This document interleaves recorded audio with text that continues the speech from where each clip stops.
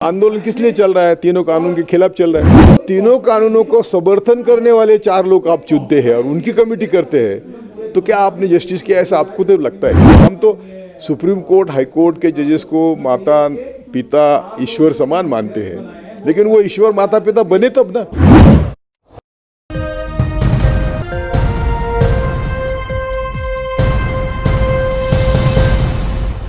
केंद्र ने जो 3 कृषि कानून लाए हैं उसको लेकर देश में विरोध प्रदर्शन तभी से चल रहा है। लगातार सुप्रीम कोर्ट में सुनवाई भी हुई, सुप्रीम कोर्ट में नतीजा भी आया कि कमेटी का गठन करेंगे। और जो किसान आंदोलन है उस पर बात करने के लिए मेरे साथ बॉम्बे हाई कोर्ट से पूर्व जस्टिस बीजी कोलसे पाटिल जी मौजूद हैं। सर, किस तरीके से इस फैसले को देख रहे हैं जो सुप्रीम कोर्ट ने कल फैसला दिया है? मेरा पहला कहना ऐसा है कि संविधान के आर्टिकल 19 के तहत और अहिंसा के मार्ग से जो महात्मा गांधी ने हमें दिखाया, हम सबको आंदोलन करने का अधिकार है। हमारा आंदोलन का मकसद यानी हमारे आंदोलन से दूसरों को तकलीफ नहीं होनी चाहिए, ये कबूल है हमें। यदि हमें ही पुलिस रोकते हैं, ठंडी में हमारे ऊपर पानी के फव्वारे मारते हैं, अश्रु दूर छोड़ते हैं और भी क्या करते, लाठीचार्ज करते हैं, आने नहीं देते दिल्ली में, तो ये कौन सा कानून है? तो सुप्रीम कोर्ट जब वो तिहाड़ी मजदूर चल रहे थे उनके लिए भी कुछ नहीं किया, ये किसानों को रोका उनके लिए भी कुछ नहीं किया। और अभी जो कमेटी बनाई, आंदोलन किस लिए चल रहा है? तीनों कानून के खिलाफ चल रहा है। तो तीनों कानूनों को समर्थन करने वाले 4 लोग आप चुनते हैं और उनकी कमेटी करते हैं, तो क्या आपने जस्टिस किया ऐसा आपको तो लगता है क्या? और ये जस्टिस होगा क्या उसमें? और किसान इतने दूध पीते बच्चे हैं क्या, वो कैसे स्वीकारेंगे कमेटी? खुला हिसाब है। हम तो सुप्रीम कोर्ट, हाई कोर्ट के जजेस को माता पिता ईश्वर समान मानते हैं, लेकिन वो ईश्वर माता पिता बने तब ना। यदि वो बनते ही नहीं तो ये कैसा होगा? ये जब जिन्होंने मुझे तो मालूम है इनसे 2-3 शरद जोशी के समर्थन में, शरद जोशी हमारे यहाँ महाराष्ट्र में आंदोलन करते, उनका ये कहना था खुली इकोनॉमी करनी चाहिए। वही ये 3 कानून के समर्थन उस जमाने में करते थे। ये कानून के समर्थन करने वाले लोगों को आप कमेटी में लेंगे तो कैसे होगा? तो ऐसा कह सकते हैं कि सरकार ने जो अपनी गेंद है वो सुप्रीम कोर्ट के पाले से खेल। That's right. सुप्रीम कोर्ट ने खींच ली, किसान कहाँ गए थे सुप्रीम कोर्ट में? किसान तो गए नहीं थे।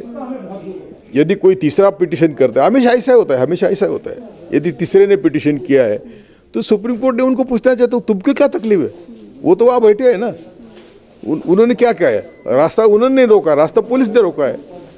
और उनको दिल्ली आने से रोकने वाले पुलिस कौन है, ये पूछने के बजाय वो कमेटी बनाई और सुलझाने की कोशिश कर रहे। ये सुप्रीम कोर्ट को सुलझाना है तो सुप्रीम कोर्ट ने तीनों कानून कॉन्स्टिट्यूशन के खिलाफ है।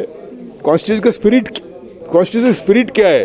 स्पिरिट है social, political and economic equality, यानी सोसाइटी विदाउट एक्सप्लॉयटेशन का निर्माण, यही हमारे संविधान का ध्येय है। तो उसके स्पिरिट के मुताबिक सुप्रीम कोर्ट ने इन कानूनों की तरफ देख के ये कानून डे टू डे हेयरिंग करके 26 जनवरी के पहले इसको फाइनल करना चाहिए था। सर, इसी तरीके से एक स्थिति सीए में भी देखने को मिली थी जब कमेटी बना दी गई कि आप लोग जाकर वहाँ बात करिए और सुलझाने की कोशिश करिए, लेकिन उसके बाद कुछ नहीं हुआ और कोरोना का हवाला देके ठंडे बस्ते पर डाल दिया गया। तो क्या किसान आंदोलन को भी सरकार इसी तरीके से घुमा फिरा कर छोड़ देगी? सरकार का किसानों का जो रवैया है, किसानों का जो जज्बा है, मैं देख रहा हूँ, वो नहीं मानेगी, किसी का नहीं मानेगी। मैं तो समझता हूँ ये किसानों का आंदोलन नहीं है। मैं उस दिन भी बोला, जो भी अनाज खाता है उनका आंदोलन होना चाहिए ये, क्योंकि अदानी अंबानी के गोडाउन भरेंगे तो वो क्या सेवा करेंगे आप लोगों की? वो तो मुनाफा कमा के धान्य देंगे ना। और प्रदेश में हमारा गेहूँ 1200 रुपये से 3,500 किलो तक बिका जाता है। यदि ये प्रदेश गेहूँ भेजेंगे तो तुम्हारे गरीब क्या करेंगे? तो सबको ये आंदोलन सपोर्ट करना चाहिए। सर, कहीं ना कहीं जब सुप्रीम कोर्ट में सुनवाई हुई तो खालिस्तानी और माओवादी का भी जिक्र किया गया। सरकार की तरफ से कहा गया कि इस प्रदर्शन में खालिस्तानियों का समर्थन है। तो कहीं ना कहीं अरे सरकार तो अलमाइटी पावर है ना, उनके पास आईबी है, रॉ है, सीक्रेट एजेंसीज है। उन्होंने सीक्रेट एजेंसी के इन्वेस्टिगेशन करके खालिस्तानी ला देना चाहिए ना जनता के सामने। तो लाते क्यों नहीं, फिर बोलते क्यों, सिर्फ लाओ। इस सरकार की अकल ठिकाने कह सकते हैं, या फिर इस सरकार को जवाब कैसे दिया जाए? ऐसे ही चलता रहा तो फिर देश तो कहीं और चला जाएगा। जनशक्ति, ये देश सरकार को जवाब देने का एक ही तरीका है, जैसे अभी किसान बैठे हैं वैसे सब अनाज खाने वाले किसानों के समर्थन में बैठेंगे तो सरकार काम नहीं कर सकती। तो ये जो हो रहा है, यदि हमें मालूम है कि particular case is being falsely, persons are falsely prosecuted and true accused are outside, तो हमारी ड्यूटी है। तो प्राचा ने वही किया कि जिनको बाहर रखा था, जो सही मायने में अक्यूज थे और जो नहीं थे, उनको बाहर निकालने की कोशिश करी। ये तो इतना नॉर्मल है कि इसमें अबनॉर्मल कुछ है नहीं। और उन्होंने पुलिस को भी प्रोसिक्यूट किया।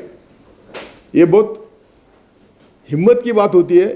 He says whoever is guilty, I will try to prosecute them, I will take shelter of legal procedure, and that is correct. Therefore, ये अभी एक शायद आपको इम्प्रेशन होगा कि मोहम्मद प्राचा सिर्फ मुस्लिमों का काम करता है, वो 100% गलत है। उनके क्लाइंट्स 40%, 60% क्लाइंट हिंदू है। सब जहाँ भी अन्याय होता है भारत भर वो काम करते हैं। मुंबई में आते हैं, जहाँ भी उनको लगता है कि अन्याय हो रहा है वो खुद आते हैं, मुंबई में भी आते हैं और सभी जगह जाते हैं। तो ये पहली गलतफहमी दूर होनी चाहिए कि वो मुस्लिमों को प्रोटेक्ट कर रहे हैं, वो सबके लिए काम कर रहे हैं। दूसरी बात ऐसी है कि ये जब अभी सभी लॉयर जब सिग्नेचर कैंपेन चला रहे हैं इनके लिए, उस चीफ जस्टिस ऑफ इंडिया को chief justice of Delhi high court को दे रहे हैं, सभी लॉयर्स कैंपेन चला रहे हैं, क्योंकि ये सबके प्रोफेशन की तकलीफ है ना। ये यदि आप लोग हमें काम ही नहीं कर देंगे, केवल आपके लोगों को अंदर लिया है और ऐसे 25 से ज़्यादा आरएसएस के वर्कर्स इन्होंने अंदर डाले हैं, जो जिनके ऊपर प्रोसिक्यूशन हुआ ही नहीं था। तो जब न्याय की भाषा होती है, न्याय का प्रयास किया जाता है, तो ऐसे लोगों को ये तकलीफ दी जाती है। मैं तो कहता हूँ कि ये कंटेम्प्ट ऑफ कोर्ट भी है, क्योंकि कोर्ट के ऑर्डर क्या है।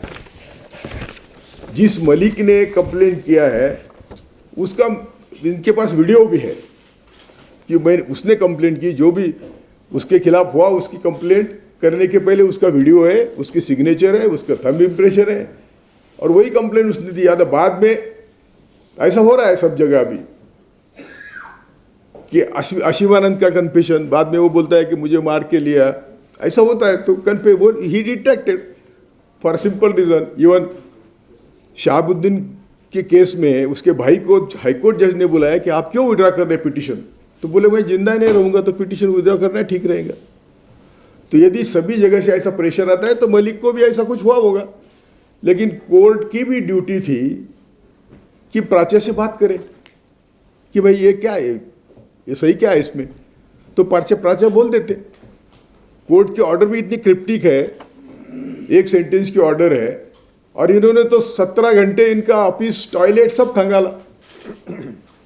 यदि कोई ईडी की रेड है, कोई किसी दूसरी चीज पर रेड है और उनको कागज ढूंढने हैं तो बात अलग है।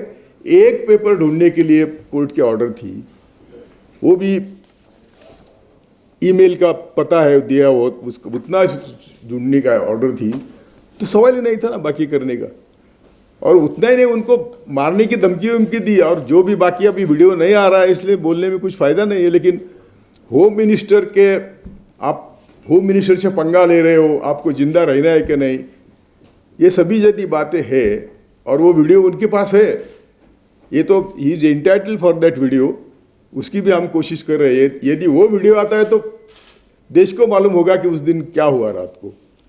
और इनके पास तो कोई कैमरा फोन नहीं रखे थे, सब निकाल लिए थे, तो इनका कोई आदमी वो कर नहीं सकता था। तो जो भी जिसको हम कहते हैं दादागिरी हुई, कारण एक ही है कि जिनको होम मिनिस्टर बचाना चाहता था उनको इन्होंने अंदर डाला है, और जिनको अंदर नहीं जाना था उनके लिए कोशिश कर रहे हैं। तो मैंने उस दिन ही कहा था कि ये तो सिर्फ वो कोर्ट जिसने ऑर्डर करी उसका भी कंटेम्प्ट है, और हम सब न्यायदान में इम्पोर्टेंट, हम नहीं तो न्यायदान हो ही नहीं सकता, तो हमें भी काम नहीं करने दे तो वो भी कंटेम्प्ट है। तो वकील पर ऐसा प्रेशर लाना, it is against the principles of natural justice, criminal justice. और दूसरी बात, जब ये कहते कि मेरा इतना कागज है, आप बाकी कागज नहीं खंगाल सकते या नहीं ले सकते, तो माना नहीं, मानेगा कौन? इतनी बड़ी टीम थी, कितने लोग थे? 200 लोग थे, 200 लोग थे यार। एक ईमेल ढूंढने के लिए 200 लोग थे। अभी आंखों देखा हाल तो वो बताएंगे, लेकिन ऐसा कभी हुआ नहीं देश में। हम 50 साल लीगल फील्ड में हैं, ऐसा कभी देखा नहीं। और जो सही मायने में केसेस है, जिसके एविडेंस है, वो केसेस में वो सब पलटा दे रहे, विटनेस ही नहीं प्रोड्यूस कर रहे। और जहां सही न्याय देने की कोशिश करने वाले को ऊपर अन्याय कर रहे हैं, तो ये आप लोगों को मैं विनती करता हूं कि छोड़ा, अभी इतने दिन 7 साल आपने भी सहा, हमने भी सहा, अभी थोड़ा देश के सामने, समाज के सामने सही जाने दो कि ये क्या हो रहा है। इनके जो कारनामे चल रही है ठीक नहीं है। इनके गुजरात का इतिहास भी ऐसा ही है, लेकिन अभी वहाँ से ये सब्जेक्ट नहीं है हमारे यहाँ। लेकिन इन्होंने कभी एक भी इन्वेस्टिगेशन, वो एटीएस प्रमुख बोलता है, एटीएस प्रमुख बोलता है वहाँ का, कि एक भी इन्वेस्टिगेशन इन्होंने सीधे तरीके से हमको करने नहीं दिया। तो यही चाल देश भर में अभी जो गुजरात में हुआ वही यहाँ हो रहा है। सभी अहम खबरों के लिए न्यूज़ MX को सब्सक्राइब करें, साथ ही बेल आइकॉन को जरूर दबाएं। लाइक, शेयर, कमेंट करना ना भूलें।